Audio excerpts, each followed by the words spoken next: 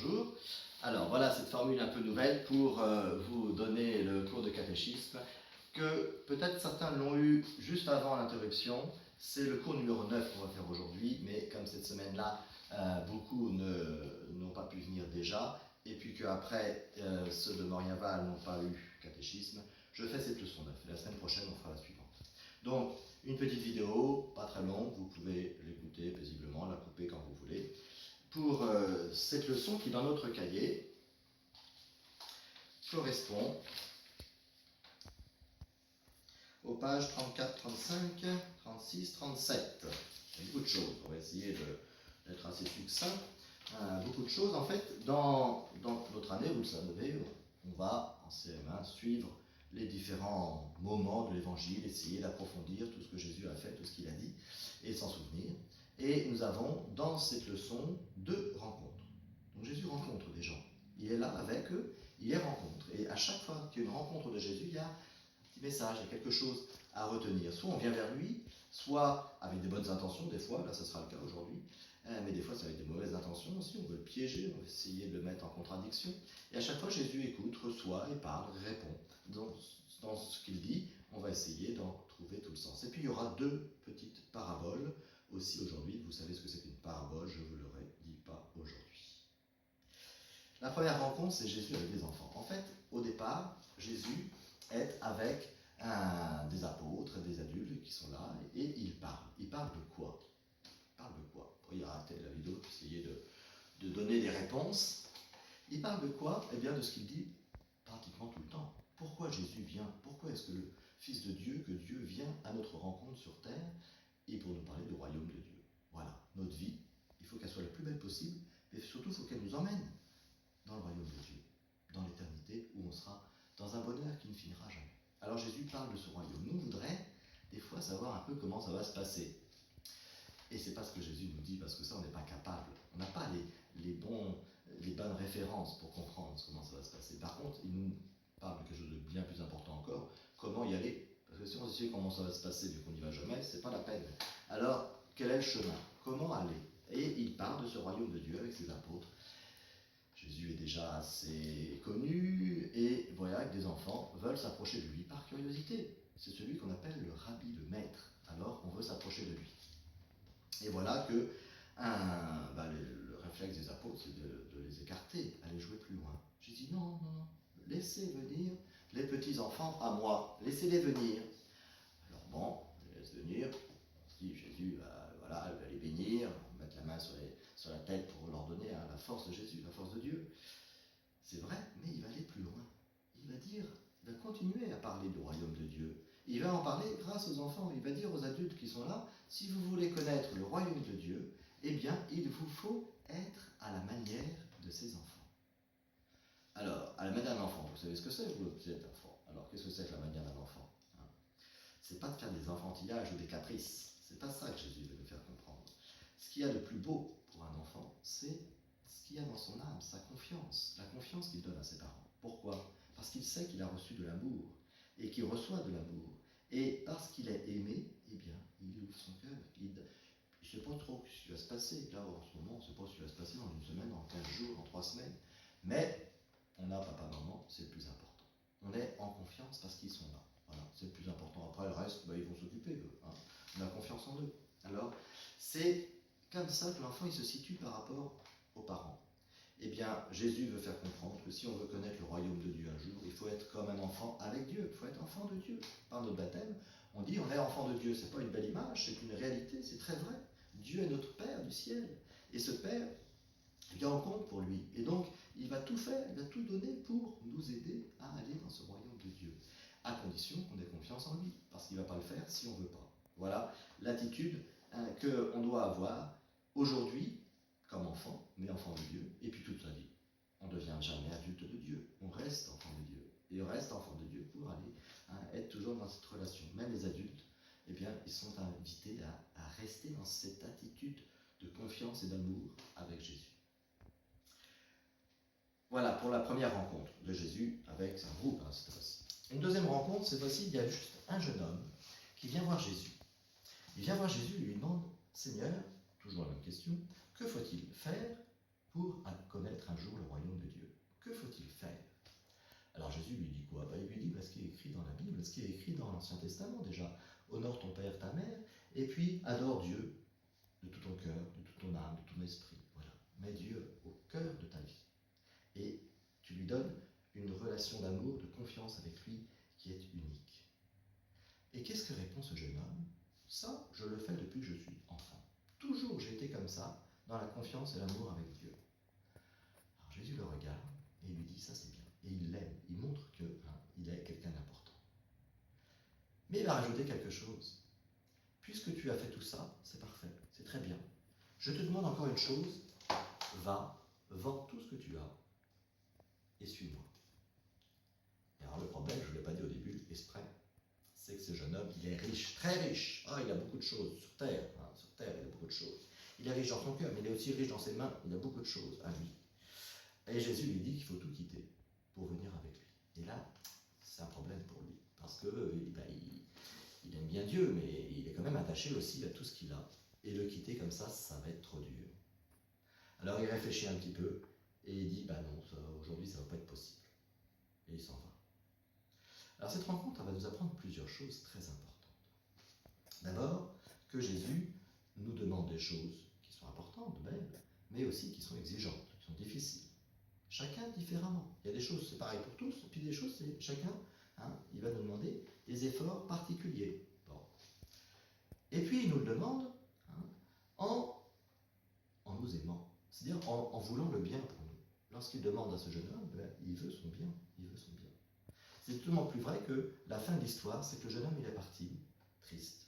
L'Évangile dit, comme il n'a pas réussi à suivre Jésus, eh bien il était triste. Il était triste. Voilà, le jeune homme riche. Et puis donc, l'autre chose qu'on peut retenir aussi de cette rencontre avec Jésus, c'est qu'il nous laisse totalement libres. On a vu, qu'on a parlé des apôtres, que Jésus les a appelés, qu'ils ont suivis. Eh bien, ils auraient pu ne pas suivre. La preuve, c'est que ce jeune homme-là, il n'a pas suivi. Il était libre. Dieu, il nous donne, il nous invite, il nous donne les moyens de le suivre, mais il ne nous oblige pas. On est libre. Quand on nous demande de faire notre prière, de bien penser à notre prière tous les soirs, eh bien, déjà, il faut y penser, mais il faut le vouloir. Et si on ne le veut pas, eh bien, Dieu ne va pas nous obliger, il ne va pas nous envoyer les gendarmes. C'est notre liberté, c'est notre liberté. Et Dieu veut notre bien, mais en même temps, il veut qu'on collabore à son bien, à ce bien qui est le nôtre. Il veut que nous soyons d'accord, que nous essayions. Des fois, on ne va pas y arriver, mais le plus important, c'est pas d'y arriver ou pas y arriver. Le plus important, c'est de le vouloir, d'être d'accord avec lui et d'essayer. Et si on essaie, on y arrivera un jour, de toute façon, d'une manière ou d'une autre. Voilà donc cette deuxième rencontre de Jésus avec le jeune homme riche, qui cette fois-ci n'a pas suivi. Peut-être que le lendemain, il est revenu et puis qu'il a suivi, on ne sait pas. L'Évangile ne dit pas la suite. Mais ce jour-là, voilà, il a été libre. Voilà, donc après ces deux rencontres, on va parler maintenant de deux paraboles. Je dis des petites paraboles, en fait, de bonnes paraboles. Bon. Toujours sur le royaume de Dieu. Le royaume de Dieu, la première parabole, ça va être, celle-ci, vous savez, la parabole, c'est donc une histoire que Jésus raconte, qu'il invente, mais qui a toujours un message. Voilà, je ne sais pas s'il y a besoin de l'expliquer, parce que le message est évident. C'est Lazare et le mauvais riche. Voilà l'histoire. Je vous la raconte d'abord à ma manière, mais l'histoire que Jésus raconte, c'est un homme très riche qui passe sa vie à faire des festins, à visiter des gens chez lui, à faire des grands repas, à faire la fête. Voilà, il est très riche et puis il veut le montrer, et puis il en profite, et puis voilà. Mais devant chez lui, il y a un pauvre qui s'appelle Lazare, et qui, alors rien à voir, on a peut-être déjà parlé de Lazare, l'ami de Jésus, c'est un autre, c'est une histoire inventée ça, il s'appelle Lazare. Et ce pauvre, il est tellement abandonné qu'il meurt de faim, personne ne lui donne rien, il aimerait bien avoir au moins les restes des repas du riche, ça même pas, il ne l'a même pas. Et puis, les chiens ont dit, viens lécher ses plaies. Il est couvert de plaies, d'ulcères, et puis personne ne le protège, il n'a même plus la force de se protéger. Et voilà que, une fois que cette situation est exposée, Jésus nous dit, Lazare meurt. Mais le riche aussi meurt. Tous un jour on mourra. Et le riche, le beau être dans la facilité, il va mourir. Et ils vont où? Alors le pauvre Lazare, il va on nous dit auprès d'Abraham. On ne dit pas encore le ciel, le royaume, parce que le ciel, c'est Jésus qui va l'ouvrir quand il va ressusciter. Alors pour l'instant, on ne va pas nous dire le ciel, mais c'est ceux qui attendent. Et ceux qui attendent, ils sont avec Abraham, qui était le premier qui a donné sa foi, sa confiance en Dieu. Là, ils sont auprès d'Abraham. Lazare est avec Abraham. Et le riche, lui, il est en enfer. Il est dans les douleurs. On nous dit qu'il souffre terriblement. Et là, il dit, le riche, est-ce que Abraham peut demander à Lazare de venir tremper son doigt dans l'eau pour me rafraîchir, pour me soulager dans ma souffrance? Et Abraham dit, c'est pas possible parce qu'il y a un fossé entre vous et nous. Lazare, tu ne le connaissais pas quand tu étais là, tout d'un coup, tu le connais maintenant. Tu ne le connaissais pas quand tu étais sur terre. Et bien maintenant, il y a un fossé et Lazare, il ne peut pas. C'est pas possible, il ne peut pas. Et donc, le riche continue et il dit, voilà, si au moins je ne peux pas profiter de ça, est-ce que Lazare pourrait retourner sur terre? J'ai 5 frères, il les préviendrait de ne pas faire comme moi, parce qu'ils finiront aussi mal que moi s'ils font comme moi. Et là encore, Abraham dit, c'est pas possible, ils ont les prophètes, ils ont des signes pour ça. Mais si un mort venait leur dire, même ça ne marcherait pas. Ils ont des signes, qui suivent les signes, qui suivent les messages qu'on leur a donnés. Ils ont tout ça. Et s'ils l'écoutent, ils choisiront le bon chemin. S'ils ne l'écoutent pas. Voilà donc la réponse. Alors cette histoire nous dit qu'effectivement, pendant notre vie, on peut choisir le bien, le mal, on peut choisir. Mais à un moment, on ne peut plus. Alors il faut prendre les bonnes décisions aujourd'hui, parce qu'un jour, ce ne sera plus possible. Voilà ce que nous dit cette histoire de Lazare. Et du mauvais riche, vous voyez, Lazare, il n'avait rien, il était pauvre, mais il avait un nom, il était quelqu'un. Il s'appelle Lazare. Le riche, il avait tellement de bien, on ne sait même pas comment on s'appelle, c'était pas important ce qu'il était, c'était ce qu'il avait qui était important. Puis ça m'a fini. Voilà cette histoire de Lazare et du mauvais riche. Et puis maintenant, nous allons faire une dernière parabole qui a encore un message, comme chaque parabole. Et cette parabole, comme toutes les paraboles, a un nom. On l'appelle la parabole des ouvriers de la dernière heure. Dans votre cahier, c'est marqué les ouvriers envoyés à la vigne. Ouvriers de la dernière heure. Pourquoi la dernière heure? Alors, cette histoire, voilà ce qu'elle dit. Jésus nous parle d'un propriétaire qui a une grande vigne. Voilà, une grande vigne qui est propriétaire et qui, voilà, c'est l'heure de la vendange. Il va falloir récolter toute cette vigne. Et elle est tellement importante qu'il va falloir beaucoup de monde pour travailler parce que s'ils prennent trop de temps, le raisin va être fichu. Alors, il va le matin sur la place à 9h et il demande aux gens qui sont là s'ils veulent venir travailler pour lui. Les gens disent oui. Il dit voilà, si vous travaillez toute la journée pour moi, je vous donnerai une pièce d'argent. Très bien. Ils viennent, ils se mettent au travail. Vers midi, cet homme revient, il regarde le travail, l'avancement.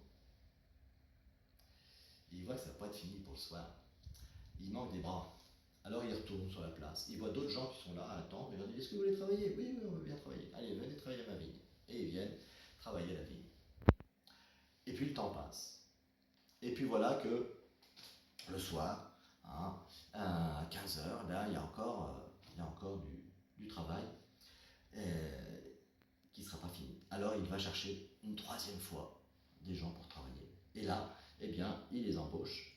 Et cette fois-ci, tout le monde va s'y mettre. Et le soir, le travail est fait. Et donc, une fois que le travail est fait, chacun vient devant le maître pour recevoir son salaire. On commence par ceux qui sont arrivés en dernier. Et voilà qu'il leur donne une pièce d'argent à chacun. Ils sont contents, ils s'en vont. Et voilà que les derniers arrivent, ceux qui travaillent depuis 9h le matin, une pièce d'argent.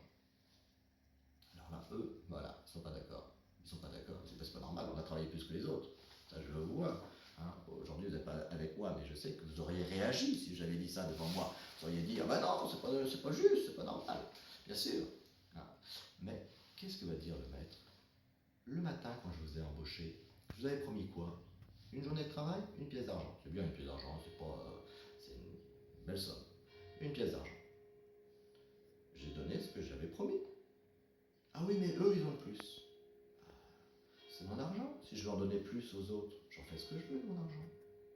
Voilà ce que dit Jésus à ces ouvriers qui ont travaillé toute la journée. Alors pourquoi? Quel est le message de cette parabole? Eh bien, le premier message, il faut comprendre que ce maître, c'est Dieu. C'est Dieu qui va donner à chacun dans sa vie des choses à faire, du bien à faire. Et pour faire le bien, c'est un labeur. Ça, c'est pas en se laissant couler dans le sens du courant qu'on va pouvoir être sûr de faire le bien. Non, il y a un travail à faire. Il y a le bien à vouloir faire. Et au résultat, eh bien, la pièce d'argent, c'est le royaume de Dieu. Voilà, on a bien travaillé, on a fait ce qu'il fallait. Bien, le Seigneur nous accueille dans son royaume. Sauf qu'il y en a, on a l'impression qu'ils ont travaillé plus ou moins ou différemment. Pourquoi? Parce qu'on compare. Dieu nous parle chacun personnellement et il nous invite à faire le bien. Et il nous donne les moyens de faire ce bien pour nous. Si on compare, c'est foutu. C'est foutu. Il va falloir vous les retenir. Ce que je dis toujours, mais non, c'est enregistré, c'est encore mieux. Vous allez retenir. Comparaison égale poison. Voilà. Ça marche à la maison, c'est pareil avec les frères et sœurs. Si on commence à comparer, on n'est jamais d'accord. Des fois, on a peut-être raison, peut-être on n'a pas raison. Peu importe, de toute façon, on croit qu'on a toujours raison. Mais non. Comparaison égale poison. Et ben voilà, on a comparé, et ben du coup, ils n'étaient pas contents. Alors qu'ils n'avaient pas comparé, ils avaient leur pièce d'argent, ils étaient contents. Voilà. Donc là, le message de cette parabole, ça a été de dire, ben voilà, ils ont bien travaillé, ils ont reçu au résultat, ils ont reçu le royaume de Dieu. Voilà, comme l'aboutissement, la fin du chemin de leur vie sur terre. Voilà, donc pour cette leçon, on fera une petite prière après pour finir la leçon comme on fait d'habitude. Et ça, ce sera personnel, donc je vous laisserai le faire tout seul chez vous. Et puis vous pouvez le faire un peu tous les jours aussi. On a mis une prière spécialement pour l'épidémie. Donc vous avez cette prière, peut-être vous avez eu l'image. Si vous ne l'avez pas, vous pouvez le trouver sur Internet, sur la page Internet. Vous trouvez le texte. Même vous pouvez dire cette prière tous les jours pour prier en particulier pour les gens qui sont atteints par le virus ou qui ont des personnes proches qui sont atteintes. Voilà. Et puis, on va peut-être, parce que dans ce groupe, je crois qu'il y a quand même quelques-uns qui aiment bien les chevaux. Il y a Émilie, par exemple, ou Margot. Alors, on va les saluer. Au final, elles sont, on va les saluer. Fidji qui est là derrière, qui va beaucoup mieux, mais qui est toujours là, en pâture. Allez, on va aller voir Fidji. Je pense que si on nous apporte, on va se précipiter pour venir vous voir. Ah bah voilà, voilà. En fait, je pense qu'elle vient chercher un peu de la nourriture, mais elle vient vous voir pour la fin de la leçon. Voilà, Fidji. C'est bien. Voilà, non, ça se mange pas.